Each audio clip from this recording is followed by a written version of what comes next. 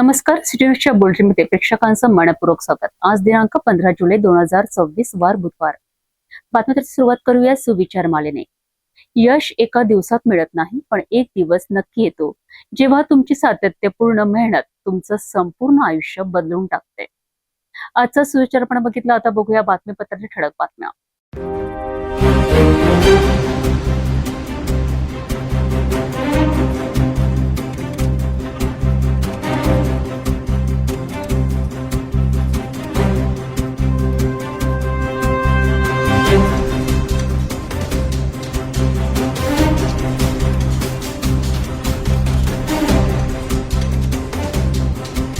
आपण ठळक बातम्या बघितल्या. आता घेऊ छोटासा ब्रेक. शादी और ब्याह की शुरुआत आराधना साड़ी के साथ.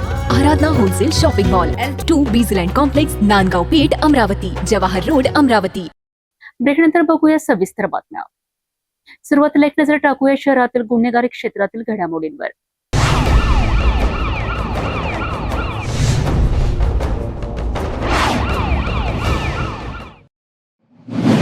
अमरावतीतील राजेंद्र कॉलनीत झालेल्या शेख अफाक हत्याकांडाचा मोठा खुलासा आता समोर आला आहे.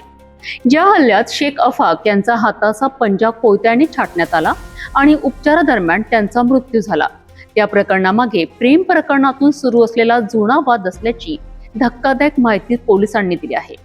वाद मिटवण्याकरिता जमलेले युवक चर्चेदरम्यान पुन्हा भिडलेत आणि काही क्षणातच वादाचे रूपांतर थेट रक्तरंजित हत्येत झाले.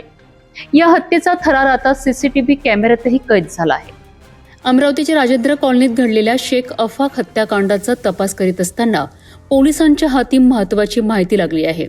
पोलीस उपायुक्त यशवंत सोळंके यांनी दिलेल्या माहितीनुसार मृत शेख अफाक शेख अकील वय 24 वर्ष, राहणार ताजनगर आणि आरोपी यांच्यामध्ये गेल्या काही दिवसांपासून प्रेम प्रकरणातून वाद सुरू होता. हा वाद मिटवण्यासाठी दोन्ही पक्ष एकत्र आले होते. मात्र चर्चा सुरू असतानाच पुन्हा जोरदार वाद झाला आणि काही क्षणातच हल्लेखोरांनी कोयत्याने जीवघेणा हल्ला चढवला. हल्ला इतका भीषण होता की शेख अफाक यांचा हाताचा पंजा छाटण्यात आला. गंभीर जखमी अवस्थेत त्यांना अमरावती जिल्हा सामान्य रुग्णालयात दाखल करण्यात आले. मात्र उपचारादरम्यान त्यांचा मृत्यू झालाय. या प्रकरणात एकूण 4 आरोपी निष्पन्न झाले असून त्यापैकी 3 आरोपी अल्पवयीन असल्याची माहिती पोलिसांनी दिली आहे. दरम्यान या हल्ल्याचे सीसीटीव्ही फुटेज समोर आले असून त्यामध्ये आरोपी कोयत्याने मारहाण करत असल्याचे स्पष्ट दिसत आहे. सीसीटीव्ही फुटेज, डिजिटल पुरावे आणि इतर तांत्रिक तपासाच्या आधारे पोलीस आरोपींविरुद्ध भक्कम पुरावे गोळा करीत आहेत. या हत्येनंतर अमरावती शहरात मोठी खळबळ उडाली असून दिवसाढवळ्या घडलेल्या या निर्घृण घटनेमुळे नागरिकांमध्ये भीतीचे वातावरण निर्माण झाले आहेत. पोलीस स्टेशन फ्रेझरपुराच्या हद्दीमधली ही सकाळी 8:30च्या दरम्यानची घटना आहे. त्यामध्ये एकाचा हात सुरुवातीला कापल्याची माहिती आम्हाला मिळाली होती. मग त्याला हॉस्पिटलमध्ये ॲडमिट केल्यानंतर तिथे त्याची डेथ झाली. या प्रकरणामध्ये आपण 4 आरोपी जे आहेत त्यांचा शोध आपण घेत आहे. 4 आरोपी यामध्ये आपण निष्पन्न केलेले आहेत. त्यामधले काही आरोपी जे आहेत ते मायनर आरोपी आहेत आणि हे प्रकरण जे आहे ते मुलीच्या प्रकरणावरून हे झालेलं एकंदरीत प्रायमा फेसी आपल्याला माहिती मिळत आहे. किती जण ताब्यात घेतले? आरोपीचा आपण शोध घेत आहोत. गुन्हा दाखल करण्याची प्रक्रिया आपली सुरू आहे आणि आपण ट्रेस करतोय आरोपींना. सर, आपण सांगितलं की 4 आरोपी आहेत. याच्यामधले मायनर आरोपी किती आहेत आणि वरचे आरोपी किती आहेत आणि त्यांची नावं? प्रायमा फेसी तरी आपल्याला त्यामध्ये 3 आरोपी हे मायनर दिसतात आणि एक आरोपी जो आहे तो आपल्याला मेजर त्यामध्ये दिसतोय. प्रेम प्रकरणातून सुरू झालेला वाद मिटवण्याचा प्रयत्न आणि त्याच बैठकीत एका तरुणाची निर्घृण हत्या या संपूर्ण घटनेचा तपास आता पोलीस युद्ध पातळीवर करीत आहेत. या प्रकरणातील प्रत्येक मोठे अपडेट सर्वप्रथम पाहण्याकरिता सिटी न्यूजला सबस्क्राईब करा, व्हिडिओला लाईक करा आणि आपल्या प्रतिक्रिया कमेंटमध्ये नक्की कळवा.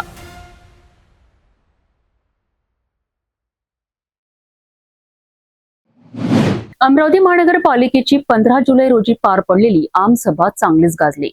शहरातील वाढती घाण, कोणार कंपनीचा कारभार, मनपावर झालेला तब्बल 26 कोटींचा आर्थिक भार, प्रश्नोत्तर कालावधीतील गोंधळ आणि अभ्यास समितीच्या आदेशाची कथित अवहेलना या मुद्द्यांवरनं सभागृहात जोरदार खंडाजंगी पाहायला मिळाली. एवढेच नव्हे तर संतप्त नागरिकांनी सभास्थळाच्या मुख्य प्रवेशद्वारावर कचरा टाकत घोषणाबाजी करून आपला रोष व्यक्त केलाय. बघूया या सभागृहात काय घडले त्याबाबत सविस्तर वृत्त. विश्वरत्न डॉक्टर बाबासाहेब आंबेडकर सभागृहात 15 जुलै रोजी अमरावती महानगरपालिकेची आम सभा पार पडली. सभेच्या प्रारंभी नव्याने पदभार स्वीकारलेल्या आयुक्त डॉक्टर मंगेश गोंदावले यांचा सत्कार करण्यात आला. मात्र त्यानंतर सभागृहातील वातावरण तापू लागलेत. शहरातील वाढती अस्वच्छता आणि कोणार्क कंपनीच्या कामकाजावर सदस्यांनी तीव्र नाराजी व्यक्त केली. शहरातील सफाई व्यवस्था कोलमडल्याचा आरोप करत प्रशासनाला धारेवर धरलेत. दरम्यान मनपाच्या आर्थिक स्थितीवरूनही जोरदार चर्चा झाली. तत्कालीन आयुक्त देवीदास पवार यांनी घेतलेल्या 5 कोटींच्या कर्जाचा आणि माजी आयुक्त सौम्या शर्मा यांच्या काळात घेतलेल्या 21 कोटींच्या ओव्हरड्राफ्टचा मुद्दा उपस्थित करण्यात आला. एकूण 26 कोटी रुपयांचा आर्थिक भार नेमका कसा निर्माण झाला आणि त्याची जबाबदारी कोण घेणार असा सवाल सदस्यांनी उपस्थित केला. सभागृहात स्वच्छतेवर चर्चा सुरू असतानाच सभागृहाबाहेर नागरिकांनी घोषणाबाजी करत मुख्य प्रवेशद्वारावर कचरा टाकून निषेध नोंदविला. त्यामुळे मनपा प्रशासनावरील नाराजी अधिकच स्पष्ट झाली. स्वच्छता विभागाने प्रभारी डॉक्टर जाधव यांनी धुवारणी फवारणीसाठी स्वतंत्र टेंडर प्रक्रिया सुरू केल्याचा मुद्दाही आमसभेत गाजला.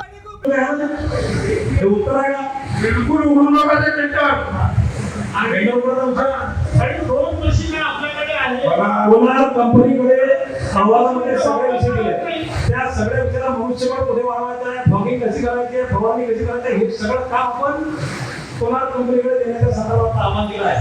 मग तुम्ही नव्यानं निविदा प्रक्रिया तुम्ही आता इथं बिलकुल असं बोलताय की सर्व मान्य करा विषय काय बोलले तुम्ही आता की जीबीची मान्यता नाही, जीबीनं मान्यता दिली आहे. नाही मान्य सभापती होते, जीबीनं मान्यता दिलेली आहे. पण तत्कालीन आयुक्त मॅडमने असं म्हटलं होतं की आपण जो ठराव प्राप्त झालेला नाही वा त्या अनुषंगाने त्यानुसार कसं काम करावं म्हणून हे साखर नियंत्रणाच्या अनुषंगाने महत्वाचं काम असल्यामुळे याबाबतचं टेंडर काढलेलं आहे. महत्वाचं काम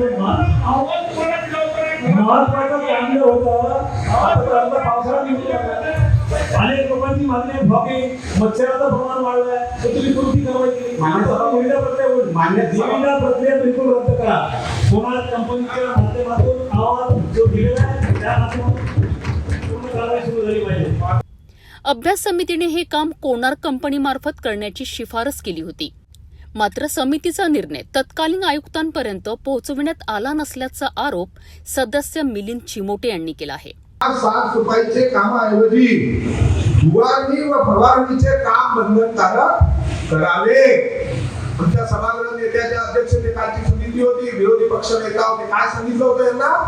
एक दिवस रविवारचा काम नका करू, साफसफाईच्या धुवारणी फवारणी सुरू करा. नाही केली. पुढचं वाटलं 10वी शहर साफसफाईचे कामात समितीचे सूचनेनुसार नवीन कामकाजाचा समावेश करताना कोणतीही नवीन निविदा प्रक्रिया राबविण्यात येऊ नये. स्पष्ट आहे. राबविण्यात कोणतीही नवीन निविदा प्रक्रिया राबविण्यात येऊ नये. स्पष्ट आहे. आमच्या अहवालात आहे आणि हा अहवाल मान्य झालेला अहवाल आहे. मान्य झाला का झाला आता म्हणून मान्य झाला म्हणून अरे त्याला आयुक्त नवीन आले त्यांना माहित नसेल एका वेळेला तुम्हाला माहित होतं ना. तुम्ही होते का नव्हते सभागृहामध्ये? मान्य सभापतीमध्ये आम्ही होतो. तत्कालीन आयुक्त मॅडमला मी सांगायचा प्रयत्न केला. ऑलरेडी माझी नोटशीट पण चालली होती. पण मान्य आयुक्त तत्कालीन आयुक्त मॅडम असं म्हणणं होतं की जोपर्यंत मला हे येत नाही ठराव तोपर्यंत आपल्याला ठराव दिला नाही त्यांच्यावर कोण जबाबदार आहे त्याच्यावर कारवाई करा. 3 महिने जर इथे झालेले ठराव अनेक एकेका विशिष्ट गोष्टीचे म्हणजे तुमचे सारे उद्देश त्याच्या मागचे हे काय बरोबर आहे. कमिशनरला मला स्वतःला म्हणाले कमिशनर साहेब त्या म्हणजे यांनी अजूनपर्यंत माझ्यासमोर ठरावच नाही घेतला. मी म्हटलं मॅडम आम्ही गेलो म्हटलं मॅडम तुम्हाला आम्ही काय सांगितलं? स्वच्छता समितीचा जो अभ्यास गटाचा अहवाल आहे तो या सभागृहाने मंजूर केला. त्यामध्ये 5 मॅन्डेटरी गोष्टी आहेत की ज्या करारनामा करत असताना टेंडर मध्ये असलेल्या अटींचं तुम्ही मॉडिफिकेशन केलं विच इज नॉट परमिसिबल.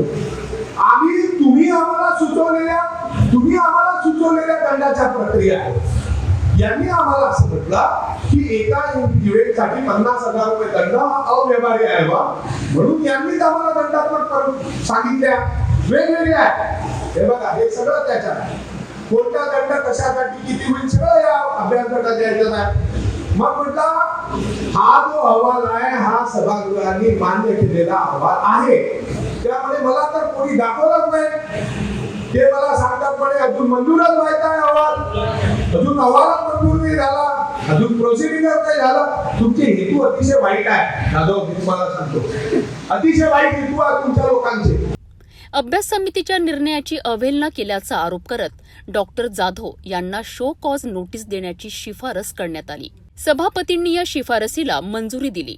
तसेच संबंधित टेंडर प्रक्रिया रद्द करण्याच्या प्रस्तावालाही मान्यता देण्यात आली.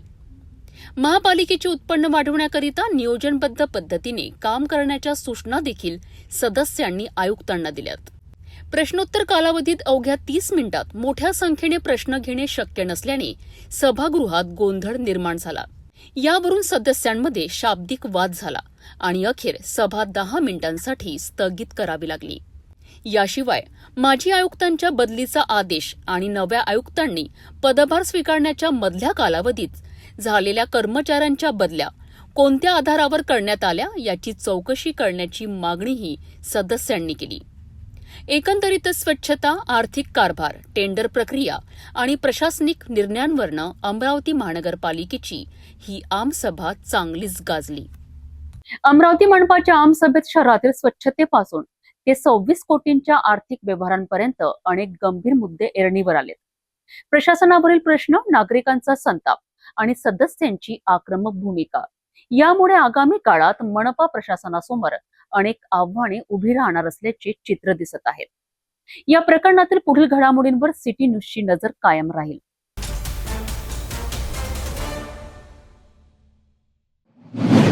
अमरावती जिल्ह्यात बोगस बियाणांचा मुद्दा पुन्हा एकदा ऐरणीवर आला आहे. निकृष्ट दर्जाच्या बियाणांमुळे अनेक शेतकऱ्यांच्या शेतात उगवणच झाली नसल्याचा आरोप करत अखिल भारतीय किसान सभेने कृषी विभागाकडे धाव घेतली आहे. दोषींवर कारवाई आणि शेतकऱ्यांना नुकसान भरपाई देण्याची मागणी करत आंदोलनाचा इशाराही देण्यात आला आहे. अमरावती जिल्ह्यातील अनेक शेतकऱ्यांनी शासन मान्य विक्रेते आणि अधिकृत वितरकांकडून विविध कंपन्यांचे बियाणे खरेदी करून पेरणी केली होती. मात्र पेरणीनंतर अनेक ठिकाणी बियाण्यांची उगवण अत्यंत कमी झाली, तर काही ठिकाणी उगवण झालीच नसल्याचा आरोप करण्यात आलाय. त्यामुळे शेतकऱ्यांवर दुबार पेरणीचे संकट ओढवले असून आर्थिक नुकसान वाढले आहे. या पार्श्वभूमीवर अखिल भारतीय किसान सभेच्या अमरावती जिल्हा समितीने कृषी अधीक्षकांना निवेदन सादर केले आहे. या निवेदनात निकृष्ट बियाणे पेरलेल्या सर्व शेतांचे तात्काळ पंचनामे करण्याची मागणी करण्यात आली आहे. तसेच संबंधित बियाण्यांचे नमुने अधिकृत प्रयोगशाळेत तपासणीसाठी पाठवून त्यांची गुणवत्ता तपासावी अशी मागणीही करण्यात आली आहे. किसान सभेने बियाणे उत्पादक कंपन्या, वितरक आणि विक्रेत्यांची चौकशी करून दोषींवर फौजदारी आणि प्रशासकीय कारवाई करण्याची मागणी केली आहे. यासोबतच बाधित शेतकऱ्यांना दुबार पेरणीचा खर्च, पिकांचे नुकसान आणि योग्य आर्थिक नुकसान भरपाई तातडीने देण्यात यावी अशी मागणी करण्यात आली आहे. या मागण्यांवर तातडीने कार्यवाही न झाल्यास किसान सभेच्या वतीने जिल्हाभर तीव्र आंदोलन छेडण्यात येईल असा इशाराही निवेदनातून देण्यात आला आहे. या ठिकाणी अमरावती जिल्ह्यामध्ये ज्या बोगस कंपनीचं बियाणं तयार करून संपूर्ण शेतकऱ्याला देण्यात आलं, ते बियाणं अद्यापही शेतामध्ये निघालेलं नाही आणि म्हणून अमरावतीच्या प्रत्येक तालुक्यामध्ये बोगस बियाण्यामुळे नापिकी झालेली आहे. आणि म्हणून अखिल भारतीय किसान सभा आज या ठिकाणी मागणी करत आहे की ताबडतोब शेतकऱ्यांना नुकसान भरपाई द्या आणि त्यांना दुबार पेरणीसाठी ताबडतोब मदत करा आणि ज्या कंपनीनं बोगस बियाणं बनवलं आहे त्याच्यावर कारवाई झाली पाहिजे. बोगस बियाणांच्या प्रश्नांमुळे शेतकरी आधीच आर्थिक संकटात सापडले आहेत. आता कृषी विभाग या निवेदनाची कितपत गंभीर दखल घेतो आणि शेतकऱ्यांना दिलासा देण्याकरिता कोणती पावले उचलतो याकडे संपूर्ण जिल्ह्याचे लक्ष लागले आहे.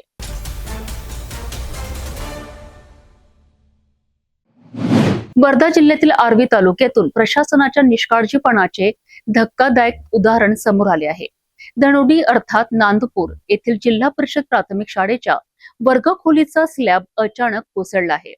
विशेष म्हणजे ही इमारत धोकादायक असल्याचा इशारा वर्षभरापूर्वीच देण्यात आला होता. मात्र प्रशासनाने दुर्लक्ष केल्याचा आरोप आता ग्रामस्थांनी केला आहे. आर्वी तालुक्यातील धनोडी नांदपूर येथील जिल्हा परिषद प्राथमिक शाळेच्या वर्गखोलीचा स्लॅब रात्री अचानक कोसळल्याची घटना घडली. सुदैवाने ही घटना रात्री घडल्याने शाळा बंद होती आणि कोणतीही जीवितहानी झाली नाही. मात्र या घटनेनंतर प्रशासनाच्या कार्यपद्धतीवर गंभीर प्रश्न उपस्थित करण्यात येत आहे. ग्रामस्थ अरविंद लिल्लोरे यांनी मुख्यमंत्री देवेंद्र फडणवीस यांच्याकडे निवेदन सादर करत संबंधित अधिकाऱ्यांवर कठोर कारवाईची मागणी केली आहे. निवेदनानुसार शाळेची इमारत धोकादायक झाल्याची माहिती मुख्याध्यापिका रेखा हिवाळे आणि सरपंच कोमल सागर कोल्हे यांनी जवळपास वर्षभरापूर्वीच पंचायत समिती आरवीए आणि जिल्हा परिषद वर्धा यांना लेखी स्वरूपात दिली होती. जुनी इमारत पाडून नवीन इमारत उभारण्याची मागणीही करण्यात आली होती. मात्र संबंधित अधिकाऱ्यांनी या गंभीर इशाऱ्याकडे दुर्लक्ष केल्याचा आरोप करण्यात आला आहे. सध्या या शाळेत इयत्ता 1ली ते 5वी पर्यंतचे वर्ग भरतात. अवघ्या एका वर्गखोलीत शिक्षण दिले जात असून 2 शिक्षिका कार्यरत आहेत.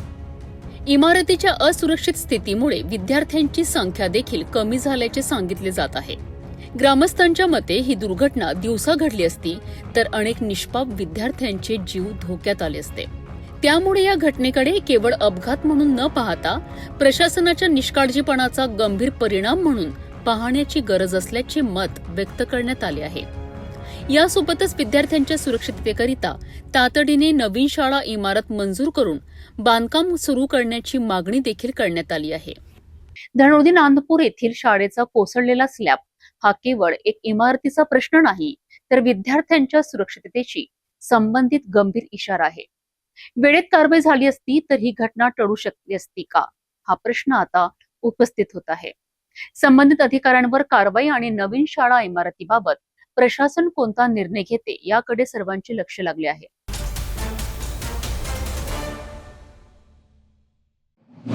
वर्धा जिल्ह्यातील एका गाजलेल्या प्रकरणात न्यायालयाने मोठा निर्णय दिला आहे.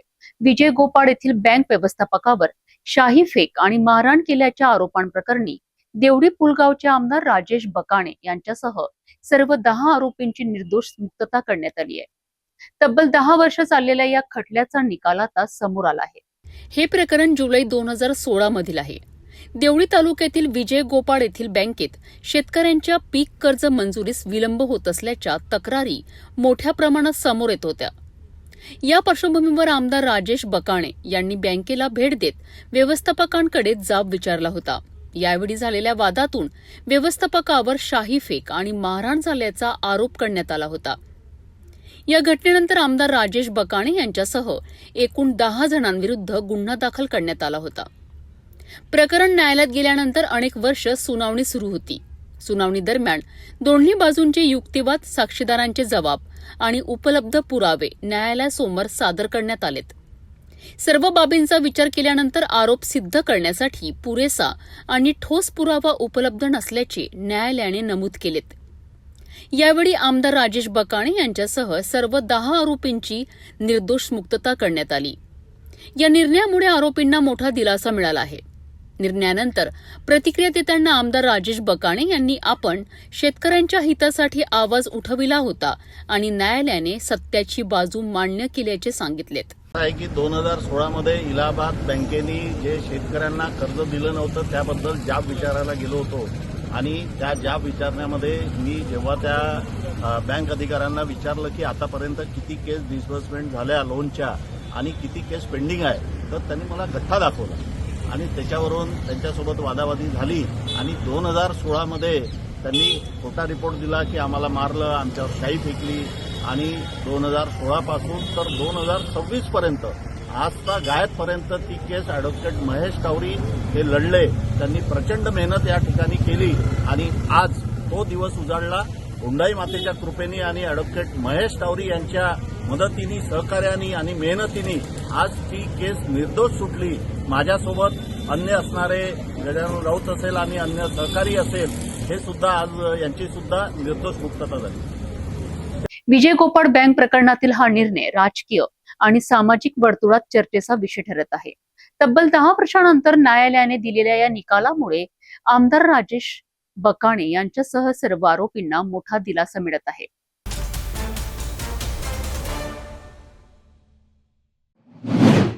यवतमाळ जिल्ह्यातील पुसद बस स्थानकातून एक धक्कादायक वास्तव समोर आलं आहे.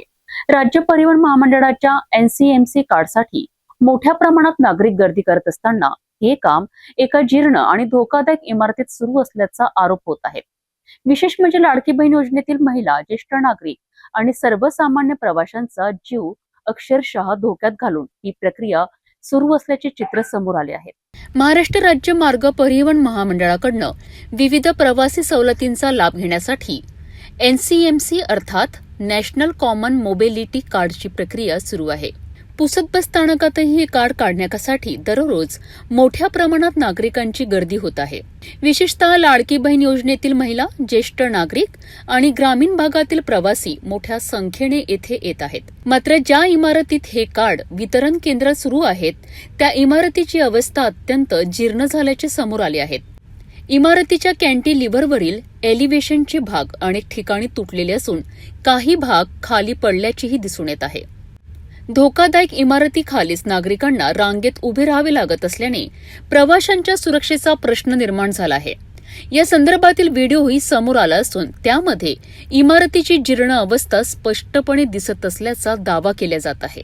स्थानिक नागरिक आणि प्रवाशांनी प्रशासनाकडे तातडीने लक्ष देण्याची मागणी केली आहे. कार्ड वितरण केंद्र सुरक्षित ठिकाणी हलवावे तसेच जीर्ण इमारतीची तातडीने दुरुस्ती किंवा पाडकाम करावेत अशी मागणी होत आहे. प्रवाशांच्या मते एखादी मोठी दुर्घटना घडल्यानंतर प्रशासन जागे होण्यापेक्षा आधीच खबरदारी घेणे आवश्यक आहे. पुसद बस स्थानकातील ही परिस्थिती प्रवाशांच्या सुरक्षेबाबत गंभीर प्रश्न उपस्थित करीत आहेत. दररोज शेकडो नागरिक या ठिकाणी येत असताना प्रशासनाने तातडीने कारवाई करणे गरजेचे असल्याची मागणी होत आहे. आता संबंधित विभाग या धोकादायक परिस्थितीकडे कितपत गांभीर्याने पाहतो हे पाहणे महत्त्वाचे ठरणार आहे.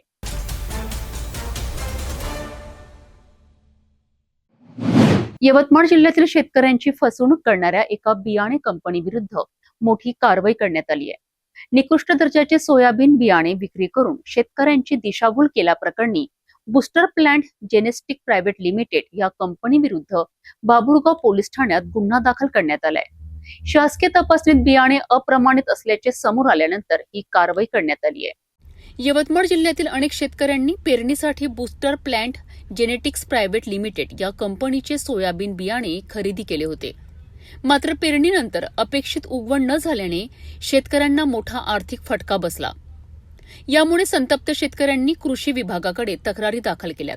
तक्रारीनंतर पंचायत समिती बाभुळगाव येथील बियाणे निरीक्षक तथा कृषी अधिकारी दत्तात्रय तमलवाड यांनी संबंधित बियाण्यांचे नमुने तपासणीसाठी घेतलेत. हे नमुने नागपूर येथील शासकीय प्रयोगशाळेत पाठविण्यात आले. प्रयोगशाळेच्या अहवालात संबंधित बियाणे अप्रमाणित असल्याचे स्पष्ट झालेत. विशेष म्हणजे बियाण्यांच्या पिशव्यांवर सर्वोत्तम गुणवत्तेची हमी आणि 100% समाधान असे दावे करण्यात आले होते. मात्र प्रत्यक्षात कोणतीही अधिकृत प्रमाणीकरण नसतानाही बियाणे प्रमाणित असल्याचा भास निर्माण करण्यात आल्याचे तपासात समोर आलेत. या प्रकरणी भारतीय न्याय संहिता कलम 318(4) अत्यावश्यक वस्तू अधिनियम 1955, बीज अधिनियम 1966 आणि बियाणे नियम 1968 अंतर्गत बाभुळगाव पोलीस ठाण्यात गुन्हा दाखल करण्यात आलाय. या कारवाईमुळे निकृष्ट बियाण्यांची विक्री करणाऱ्या कंपन्यांना मोठा इशारा मिळाल्याचे मानले जात आहे. दरम्यान या प्रकरणाचा पुढील तपास पोलिसांकडून सुरू आहे. निकृष्ट बियाणांमुळे आधीच संकटात असलेल्या शेतकऱ्यांना मोठे आर्थिक नुकसान सहन करावे लागते. त्यामुळे अशा कंपन्यांवर कठोर कारवाई होणे गरजेचे असल्याची मागणी शेतकरी संघटनांकडून केली जात आहे. या प्रकरणात पुढे आणखी कोणती माहिती समोर येते का याकडे आता सर्वांचे लक्ष लागले आहे.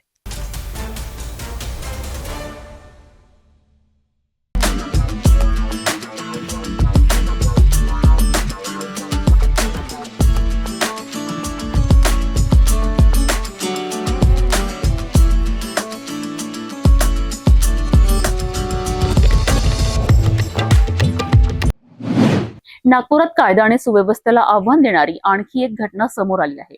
भर रस्त्यात एका व्यक्तीला चाकूचा धाक दाखवत मारहाण करण्यात आली आणि त्याच्याकडील रोकड जबरदस्तीने हिसकावून नेण्यात आली.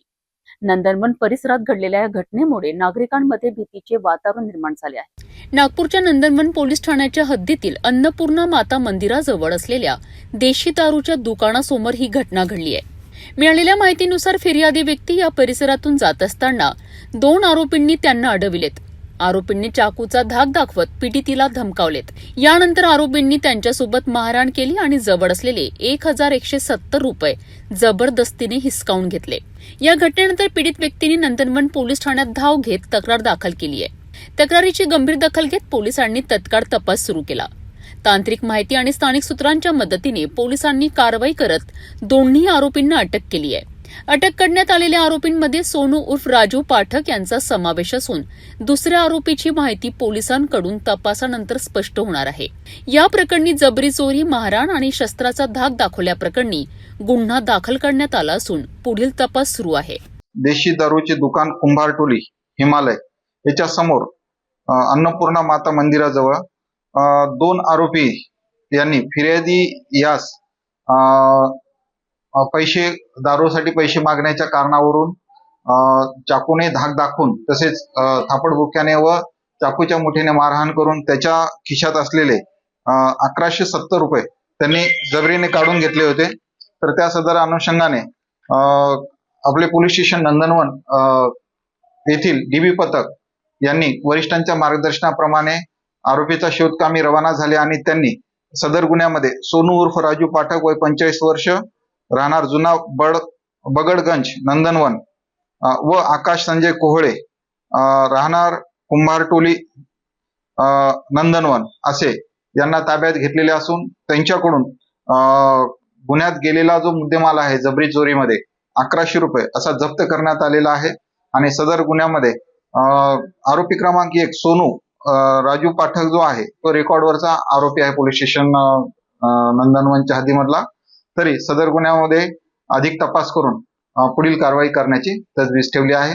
नंदनवन परिसरातील या घटनेमुळे नागरिकांच्या सुरक्षेचा मुद्दा पुन्हा एकदा ऐरणीवर आला आहे। सुदैवाने पोलिसांनी तातडीने कारवाई करत आरोपींना अटक केली असली तरी अशा घटनांना आळा घालण्यासाठी अधिक प्रभावी उपाययोजनांची गरज असल्याची भावना नागरिक व्यक्त करीत आहेत।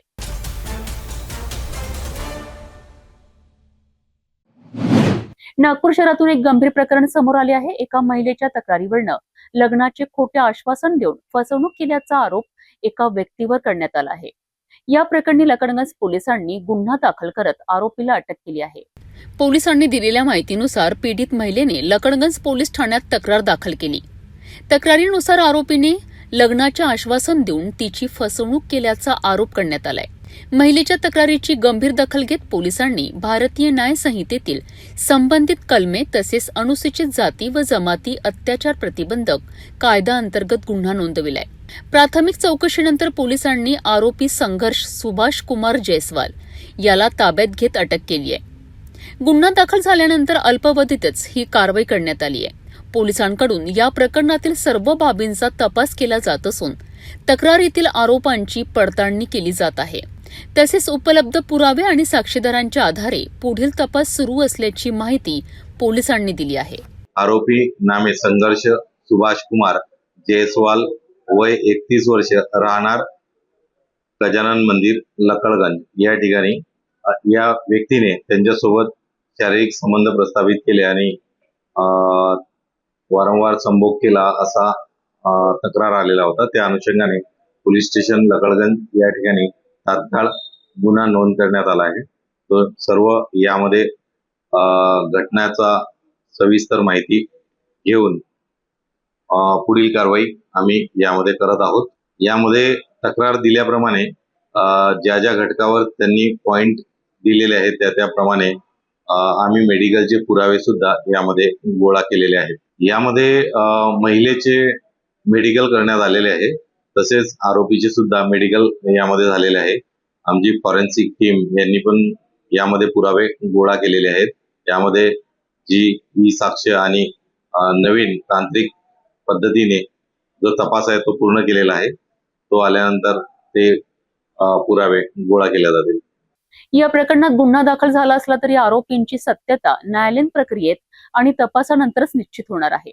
दरम्यान लकडगंज पोलिसांकडून सखोल तपास सुरू असून पुढील घडामोडींवर सर्वांचे लक्ष लागले आहे।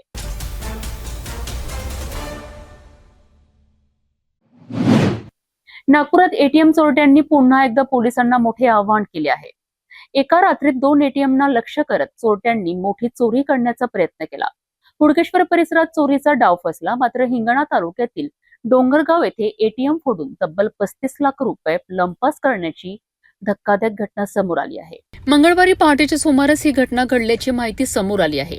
पोलिसांच्या प्राथमिक माहितीनुसार चोरट्यांनी सर्वप्रथम नागपुरातील हुडकेश्वर परिसरातील एका एटीएमला लक्ष्य केलेत, मात्र तेथील चोरीचा प्रयत्न अयशस्वी ठरला.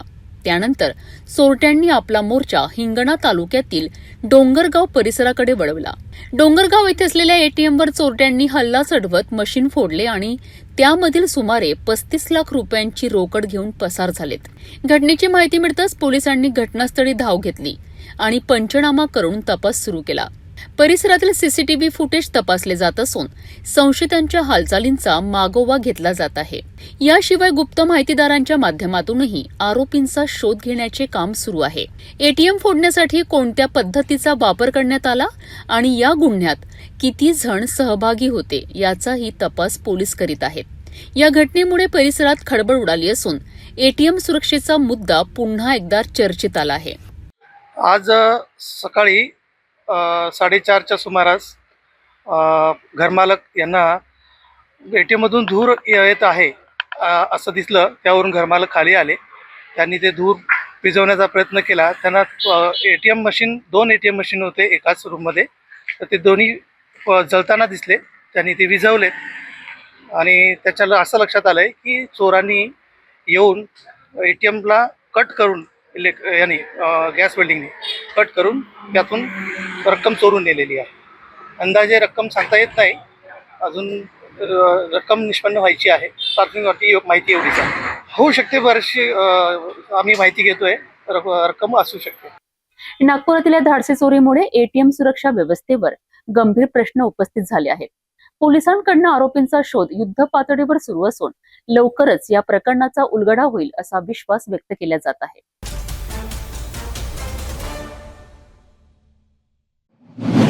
नागपूर जिल्ह्यातील रामटेक तालुक्यातून एक अत्यंत दुर्दैवी आणि मन हेलावून टाकणारी घटना समोर आली आहे. रस्त्याच्या कामावर असलेल्या एका मजुराचा ट्रक रिव्हर्स घेताना चाकाखाली येऊन जागीच मृत्यू झालाय. मध्यरात्री घडलेल्या या अपघातामुळे कामाच्या ठिकाणच्या सुरक्षिततेवर पुन्हा एकदा गंभीर प्रश्न उपस्थित झाले आहेत. नागपूर जिल्ह्यातील रामटेक मौदा मार्गावरील निर्ला गाव शिवाराजवळ ही दुर्दैवी घटना घडली आहे. रस्त्याच्या बांधकामाचे काम सुरू असताना मुरुमाने भरलेला ट्रक रिकामा करण्यासाठी घटनास्थळी आला होता. मिळालेल्या माहितीनुसार मध्यरात्री 1 ते 1:30 वाजताच्या सुमारास MH31 FC 7476 क्रमांकाचा ट्रक मुरुम टाकण्यासाठी मागे घेतला जात होता. त्याच ठिकाणी ट्रक अनलोड करण्याचे काम करणारे नरेश सुखदेव बसीने वय 40 वर्ष राहणार आजनी हे ट्रकची वाट पाहत असताना मुरुम टाकण्याच्या जागीच झोपले होते. मात्र चालकाला ते झोपले असल्याची कल्पना न आल्याने ट्रक रिव्हर्स घेताना त्यांच्या अंगावरून गेला आणि नरेश बिसने यांचा जागीच मृत्यू झाला. घटनेची माहिती मिळताच रामटेक पोलिसांनी घटनास्थळी धाव घेत पंचनामा केला. मृतदेह उपजिल्हा रुग्णालय रामटेक येथे शवविच्छेदनाकरिता हलविण्यात आला असून पुढील तपास सुरू आहे. या अपघातानंतर परिसरात हळहळ व्यक्त केली जात असून बांधकाम आणि रस्ते कामादरम्यान मजुरांच्या सुरक्षिततेकरिता पुरेशा उपाययोजना केल्या जात आहेत का, हा प्रश्न पुन्हा एकदा ऐरणीवर आला आहे. रामटेकमधील ही घटना कामाच्या ठिकाणी सुरक्षेचे नियम किती महत्वाचे आहेत याची पुन्हा एकदा जाणीव करून देणारी आहे.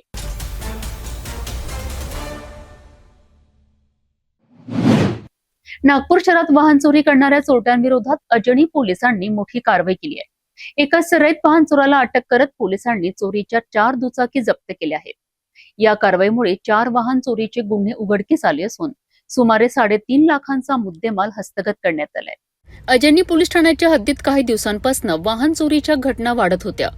11 जुलै रोजी शताब्दी चौक परिसरातून एका युवकाची KTM दुचाकी चोरीला गेल्यानंतर पोलिसांनी तपासाची चक्रे वेगाने फिरवली. गुप्त माहितीदारांच्या मिळालेल्या माहितीनुसार आणि तांत्रिक विश्लेषणाच्या आधारे पोलिसांनी संशयित आरोपीचा शोध घेतला. तपासादरम्यान आरोपीला ताब्यात घेऊन चौकशी करण्यात आली. चौकशीत आरोपीने विविध भागातून दुचाकी चोरी केल्याची कबुली दिली आहे. त्यानंतर पोलिसांनी आरोपींकडून 4 चोरीच्या दुचाकी जप्त केल्यात. जप्त वाहनांमध्ये Pulsar 220 KTM motorcycle, KTM 125 Duke तसेच ऍक्टिव्हा स्कूटरचा समावेश आहे. या सर्व वाहनांची एकूण किंमत सुमारे 3,40,000 रुपये असल्याचे पोलिसांनी सांगितले. या कारवाईमुळे अजनी पोलीस ठाण्यात दाखल असलेले 4 वाहन चोरीचे गुन्हे उघडकीस आले आहेत. पुढील तपास सुरू असून आरोपीकडनं आणखी गुन्ह्यांचा उलगडा होण्याची शक्यता पोलिसांनी व्यक्त केली आहे. जवळपास 3,20,000चा मुद्देमाल जप्त करण्यात आलेला आहे आणि याबाबत मी जनतेला एक मुख्य आवाहन करू इच्छितो की त्यांनी आपली मोटरसायकल कुठेही पार्क करताना एक 350-400 रुपयाचा ऑनलाईन एक लॉक मिळतो. तो लॉक जे समोरचे सस्पेन्शन असतात त्याच्यावर लागतो. त्यामुळे सदर लॉक दुसऱ्या चाबीद्वारे उघडलं जाऊ शकत नाही. तर नागपुरातील संपूर्ण जनतेने सदर लॉकचा उपयोग करावा, कारण की हँडल लॉकसुद्धा हे तुटून जातात. त्यामुळे जर हे अशा प्रकारचं सस्पेन्शनवर जर लॉकचा उपयोग केला तर कोणत्याही प्रकारे कोणीही चोर ती गाडी चोरून येऊ शकत नाही. तर नागपुरातील सगळ्या जनतेला माझं सदर लॉक खरेदी करण्याबाबत मी आवाहन करतो. वाहन चोरीच्या वाढत्या घटनांवर लगाम लावण्याकरिता नागपूर पोलिसांकडनं सातत्याने कारवाया सुरू आहेत. अजनी पोलिसांनी केलेल्या या कारवाईमुळे चोरीच्या वाहनांचा शोध लागला असून नागरिकांमध्ये समाधान व्यक्त होत आहे. या प्रकरणात आणखी कोणते धागेदोरे समोर येतात का, याकडे आता सर्वांचे लक्ष लागले आहे.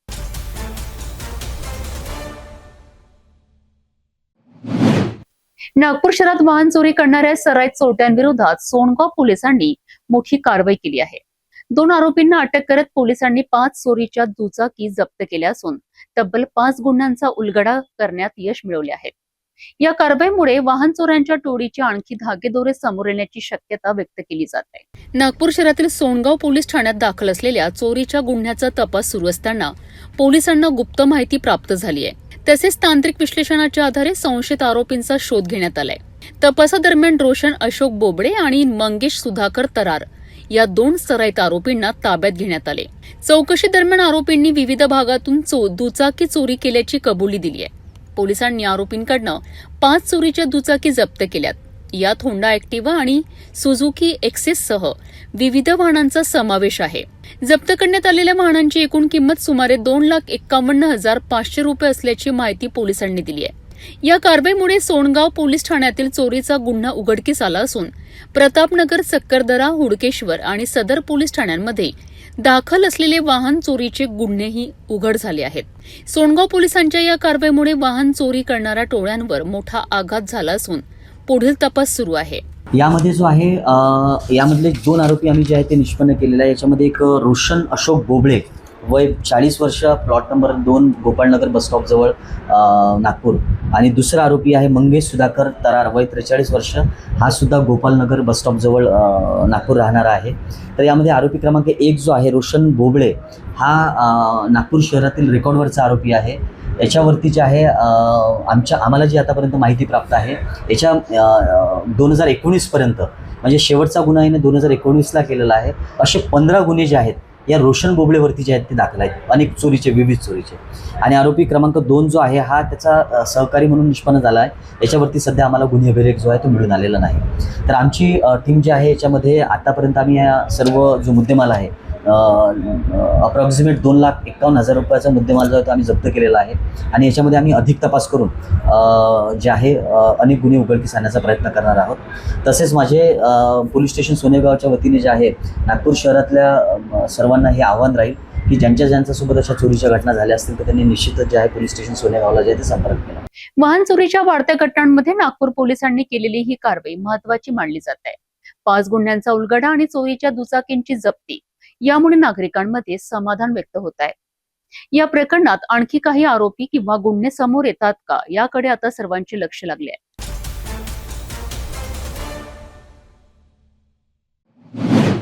नागपूर शहरात वाहन चोरीच्या घटनांवर अंकुश आणण्याकरिता 5 पोलिसांनी मोठी कारवाई केली आहे. एका 16 वर्षीय विधी संघर्षग्रस्त बालकाला ताब्यात घेत पोलिसांनी 2 चोरीच्या ॲक्टिवा गाड्या आणि एक धारदार चाकू जप्त केलाय. या कारवाईमुळे वाहन चोरीचे 2 गुन्हे उघडकीस आले आहेत. नागपूरच्या 5 पोलिसांचे पथक नियमित पेट्रोलिंग करीत असताना मोतीबाग परिसरातील शिव मंदिराजवळ एक संशयित अल्पवयीन मुलाची हालचाल पोलिसांच्या निदर्शनास आली. पोलिसांनी त्याची चौकशी करून पंचासमक झडती घेतली असता त्याच्याकडे असलेल्या एका होंडा ॲक्टिवा गाडीच्या पायदाणावर एक लोखंडी चाकू आढळून आला.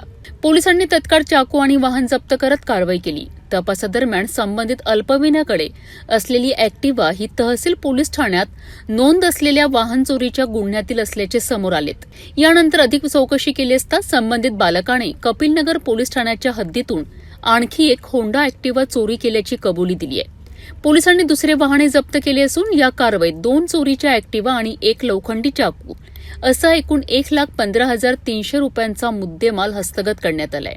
या कारवाईमुळे तहसील आणि कपिलनगर पोलीस ठाण्यातील वाहन चोरीचे 2 गुन्हे उघडकीस आले असून पुढील तपास सुरू आहे. विधी संघर्ष बालकाकडून 2 मोटर सायकली आम्ही जप्त केलेल्या आहेत. त्यामध्ये एक तहसीलची आहे आणि एक कपिलनगरची आहे. त्याचप्रमाणे त्याकडे चाकू मिळाला, तिची 4-25ची कारवाई केलेली आहे. त्याच्यावर विधी संघर्ष बालक हा मोजमस्ती करण्यासाठी हे चोरीकर्त्याला प्रथमदर्शनी आमच्या निर्देशन आलेलं आहे किंवा मोजमस्ती करण्यासाठी पैसे मिळवणे आणि मित्रांच्यावर फिरायला जाणे याच्यासाठी त्यानं चोरीचा उद्देश लक्षात आलेला आहे. अल्पवयीन मुलांकडनं वाहन चोरीसारखे गंभीर गुन्हे केल्याच्या घटना चिंताजनक ठरत आहे. पाचपोली पोलिसांच्या सतर्कतेमुळे 2 गुन्ह्यांचा उलगडा झाला असला तरी अशा घटनांमागील कारणांचा शोध घेणेही तितकेच महत्त्वाचे ठरणार आहे. या प्रकरणातील पुढील तपासाकडे आता सर्वांचे लक्ष लागले आहे.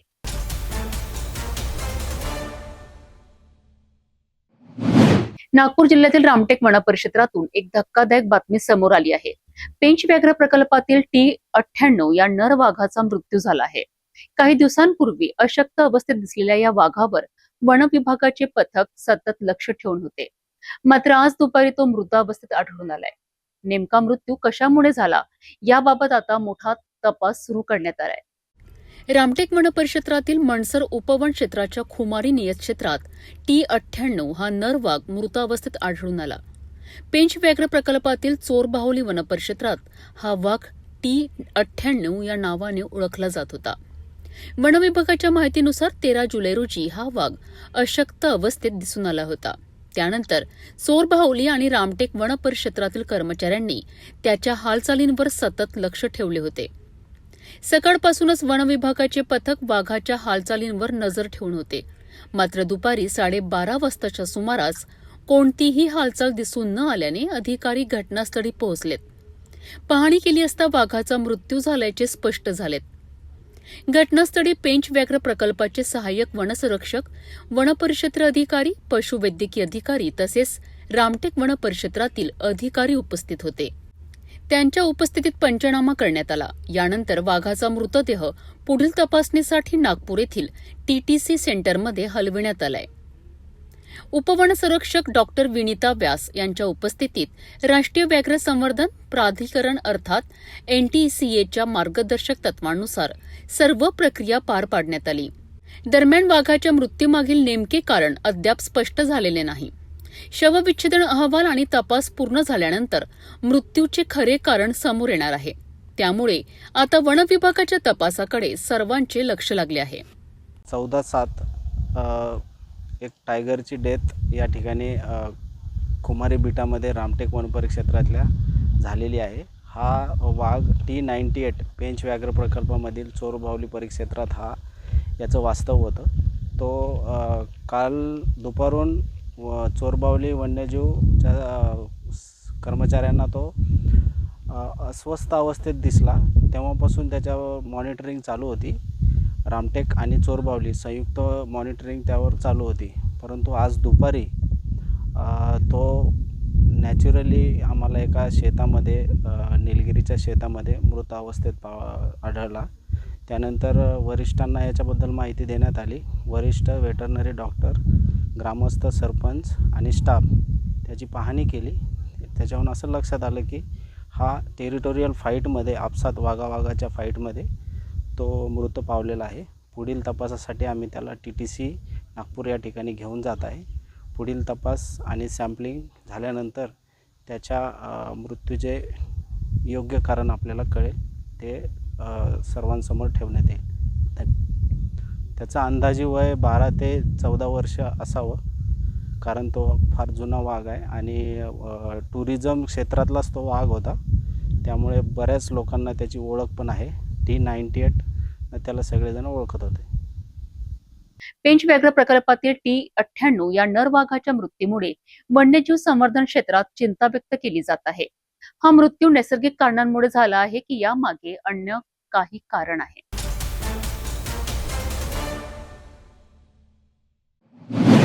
भंडारा जिल्ह्यातून एक धक्कादायक आणि चर्चेला विषय ठरलेली घटना समोर आली आहे. सरकारी ग्रामपंचायत कार्यालयाच्या मुख्य प्रवेशद्वारासमोरच कथित जादू टोण्याची संबंधित संशयास्पद पूजा साहित्य आढळल्याने एकच खळबळ उडाली आहे. विशेष म्हणजे ज्या दिवशी ग्रामपंचायत परिसरात बालके, गर्भवती आणि स्तनदा मातांसाठी लसीकरण शिबिर आयोजित करण्यात आले होते, त्याच दिवशी हा प्रकार उघडकीस आला आहे. नेमके काय घडले आहे बघूया. भंडारा जिल्ह्यातील साकोली तालुक्यातील झाडगाव ग्रामपंचायत कार्यालयाच्या मुख्य प्रवेशद्वारासमोर 14 जुलै रोजी सकाळी संशयास्पद पूजा साहित्य आढळून आले.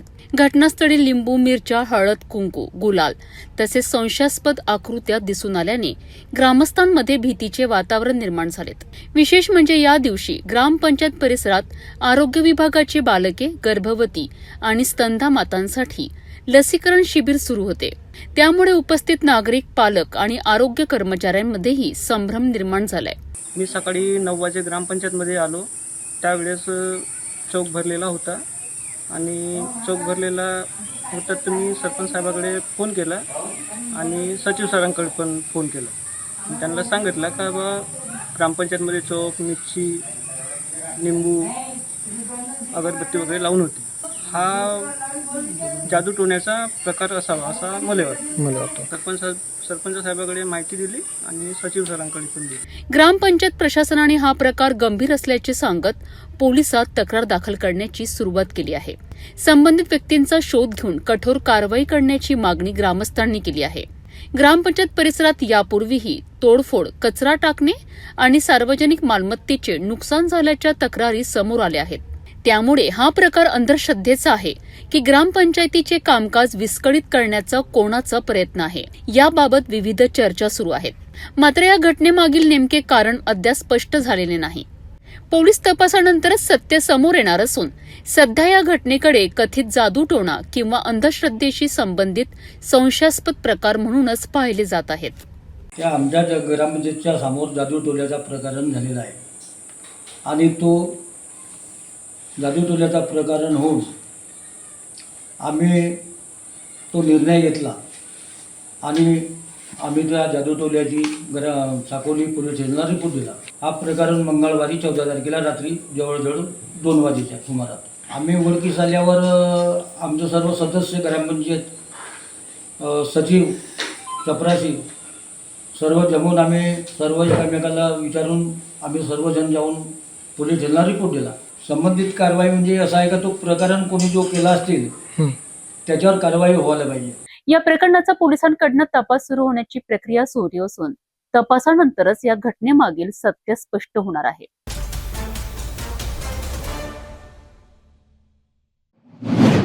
बुलढाणा जिल्ह्यातील मंगरूळ नवघरे गावात शिक्षणाच्या प्रश्नांवर ग्रामस्थ आक्रमक झाले आहेत.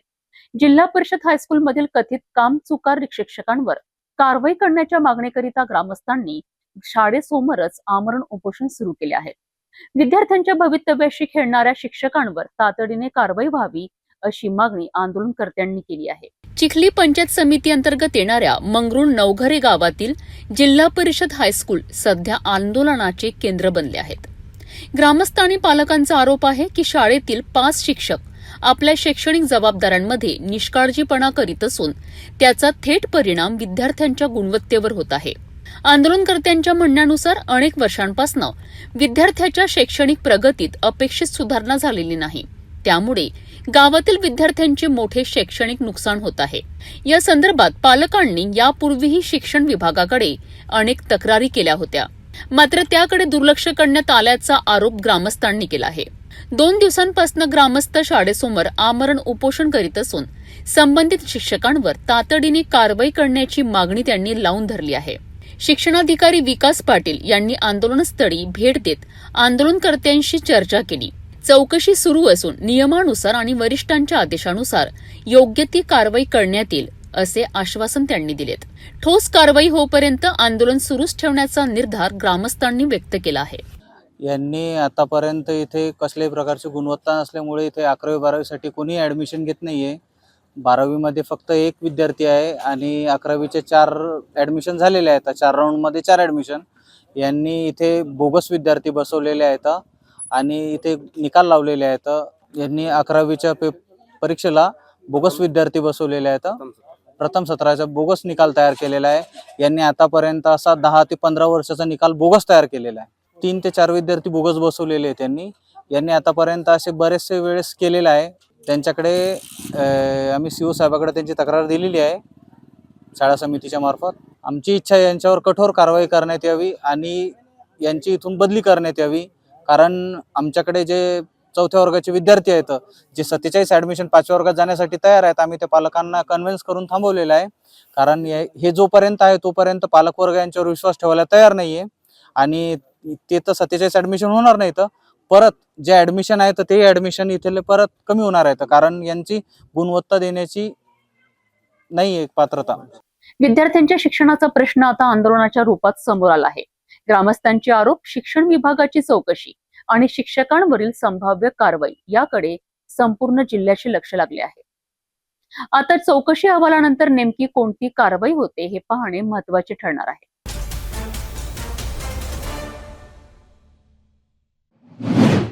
समृद्धी महामार्गावरून एक अत्यंत धक्कादायक आणि खळबळजनक घटना समोर आली आहे. पत्नीच्या चारित्र्यावर संशय घेत पतीने तिची हत्या केल्याचा आरोप असून त्यानंतर मृतदेह कारमध्ये ठेवून अनेक तास फिरल्यानंतर आरोपी स्वतःच पोलीस ठाण्यात पोहोचला. या घटनेमुळे परिसरात मोठी खळबळ उडाली आहे. पोलिसांच्या माहितीनुसार उत्तर प्रदेशातील गौतम बुद्ध नगर जिल्ह्यातील रहिवासी सलमान खान हा पत्नी हसीन बानो आणि 3 लहान मुलांसह कारने समृद्धी महामार्गावरून प्रवास करीत होते. प्रवासादरम्यान पती पत्नीमध्ये वाद झाल्याची माहिती समोर आली आहे. प्राथमिक तपासानुसार पत्नीच्या चारित्र्यावर संशय घेत आरोपीने तिच्यावर हल्ला केल्याचा आरोप आहे. यानंतर महिलेचा मृत्यू झाला. घटनेनंतर आरोपीने मृतदेह कारमध्येच ठेवला आणि अनेक तास महामार्गावर फिरत राहिला. अखेर पहाटेच्या सुमारास आरोपी थेट कारंजा शहर पोलीस ठाण्यात पोहोचला. तेथे त्याने पत्नीचा मृत्यू झाल्याची माहिती दिल्यानंतर पोलिसांनी तात्काळ कारची तपासणी केली. पोलिसांनी महिलेचा मृतदेह ताब्यात घेऊन शवविच्छेदनाकरिता पाठविला.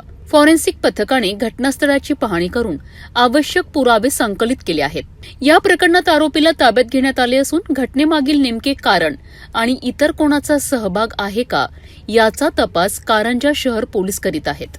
सकाळी कारंजा पोलीस स्टेशन येथे एक उत्तर प्रदेश नोएडा इथं राहणारा सलमान खान हा 30 वर्षाचा युवक स्वतःची कार घेऊन पोलीस ठाण्यात आला आणि त्याने पोलीस ठाण्यात हजर असलेल्या अंमलदारांना मी माझ्या पत्नीला मारून तिचा मृतदेह गाडीत ठेवलेला आहे आणि आता पोलीस स्टेशनला सरेंडर करत आहे अशी माहिती दिल्यावरून पोलिसांनी खात्री केली असता वाहनामध्ये त्याच्या पत्नीचा मृतदेह आढळून आला. प्राथमिक चौकशीमध्ये असं लक्षात आलं की ते नागपूरहून निघाले होते. गाडीमध्ये सलमान, त्याची पत्नी व 3 लहान मुलं असे 5 जण प्रवास करत असताना गाडीमध्ये झालेल्या काही किरकोळ वादाचं रूपांतर मोठ्या वादात होऊन यातील सलमान याने पत्नीच्या डोक्यात कोणत्या तरी कठीण वस्तूने प्रहार करून व नंतर गळा ओढून तिचा खून केल्याचं निष्पन्न होत. समृद्धी महामार्गावरील या घटनेमुळे अनेक प्रश्न उपस्थित झाले आहेत. तपास पूर्ण झाल्यानंतरच या प्रकरणातील सर्व तथ्ये स्पष्ट होतील. पोलिसांकडून पुढील चौकशी सुरू असून या प्रकरणाकडे संपूर्ण राज्याचे लक्ष लागले आहे.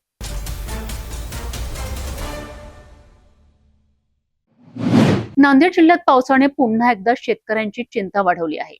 मागील 8 ते 10 दिवसांपासून पावसाने पूर्णपणे दडी मारल्याने खरीप हंगाम संकटात सापडला आहे. अल्प पावसावर झालेली पेरणी आता वाचवण्याकरिता शेतकरी दिवस रात्र प्रयत्न करीत असून अनेक ठिकाणी तुषार सिंचनाचा आधार घेतला जात आहे. नांदेड जिल्ह्यात यंदा सुरुवातीला झालेल्या पावसाच्या भरोशावर मोठ्या प्रमाणात खरीप पिकांची पेरणी करण्यात आली. जिल्ह्यात जवळपास 80% क्षेत्रावर पेरणी पूर्ण झाली आहे. मात्र मागील 8 ते 10 दिवसांपासून पावसाने हुलकावणी दिल्याने शेतकऱ्यांसमोर मोठे संकट उभे टाकले आहेत. सोयाबीन, कापूस, हळद यांसह विविध पिकांना पाण्याअभावी फटका बसत आहे. अनेक ठिकाणी उगवलेली कोवळी पिके करपू लागली असून शेतकरी चिंतेत आहे. ज्या शेतकऱ्यांकडे विहीर आणि अन्य जलस्रोत उपलब्ध आहेत ते पिके वाचवण्याकरिता तुषार सिंचनाचा वापर करीत आहेत. 5 एकर बॅग आहेत, सोयाबीन 5 एकर पेरले, कापूस 3 बॅग आहेत, हळद 2 एकर आहे. पाणीच नाही आहे, तुषार लावा लागाले, सर्वांनी कापसाला द्यावा लागाले. दुकानदार म्हणाले कापूस सर्वांनी भिजू नका, मग ते वाळून त्याला काय इलाजच नाही त्याला काय आता ते आज पडन उद्या पडन त्याच्यानं हळदीला बी ठिबक लावा लागले सोयाबीनला तुषार लावले तर नाही इलाज आहे आता संध्याकाळी काही दिवसा काही भिजवा लागले किती आला खर्च आता कशाला सोयाबीनच्या? सोयाबीनला हो तरी पण एकरी म्हणलं 10-12 हजार रुपये खर्च आला पेरणी बॅगा खत त्याचा औषध मारलं इतका खर्च असून बी पाणी नाही दुबार पेरणी आल्यानं काय कसं बाबा मग ते काहीच खरं नाही दुमार पेरणी आल्यानं हा मग ते काहीच उरत नाही दुमार पेरणी म्हणल्यानं आता होईन तेवढं तर मेहनत करावं आम्ही आता दुबार पेरणी आली असाच भाव लागल्यानं कसं होईल? नाही हो काहीच खरं नाही भाजी घ्यायचं काम आहे दुसरं काहीच काम नाही कापसानं काय झालं नाही औंधा कापूस लावला आता त्याचं आणि काहीच खरं नाही तर बघू आता काय काय होते ते निसर्गाच्या हातामध्ये आता विशेषतः सोयाबीन पिकाला जीवनदान देण्याकरिता तुषार सिंचनाच्या माध्यमातून पाणी दिले जात आहे. वाढत्या खर्चामुळे शेतकऱ्यांच्या अडचणी आणखी वाढल्या आहेत. शेतकऱ्यांच्या मते पुढील 4 ते 5 दिवसात चांगला पाऊस झाला नाही तर कवळी पिके पूर्णपणे वाया जाण्याची शक्यता आहे. अशा परिस्थितीवर दुबार पेरणीचे संकट निर्माण होऊ शकते. आधीच वाढलेला उत्पादन खर्च, बियाणे आणि खतांचा खर्च यामुळे आर्थिक अडचणीत असलेल्या शेतकऱ्यांवर आणखी मोठे संकट ओढवण्याची भीती व्यक्त केली जात आहे. काय सांगाल कशामुळे तुषार लावलंय काय पाऊस कधी? हे 8 दिवस झाले बघा पाऊस नाही काय नाही त्यामुळे कसं आहे तुषार लावा लागले नाही लावले तर फसल खराब होऊन चालली ते काय करावं आता सोयाबीन पेरलेले आहे हळद लावलेली आहे तूर आहे टमाटा लावलेले आहे आता याला पाणी नाही लावल्यानं तर फसल खराब होऊन जाईल ना 8 दिवस झाले पाणी नाही. नांदेड जिल्ह्यातील शेतकऱ्यांच्या नजरा आता आकाशाकडे लागल्या आहेत. पुढील काही दिवसात पाऊस झाला तर खरीप हंगाम वाचू शकतो, अन्यथा दुबार पेरणी आणि आर्थिक नुकसानाचा मोठा फटका बसण्याची शक्यता आहे. त्यामुळे आता शेतकऱ्यांसह प्रशासनालाही पावसाची प्रतीक्षा लागली आहे. जाता जाता पुन्हा एकदाच्या ठळक बातम्या.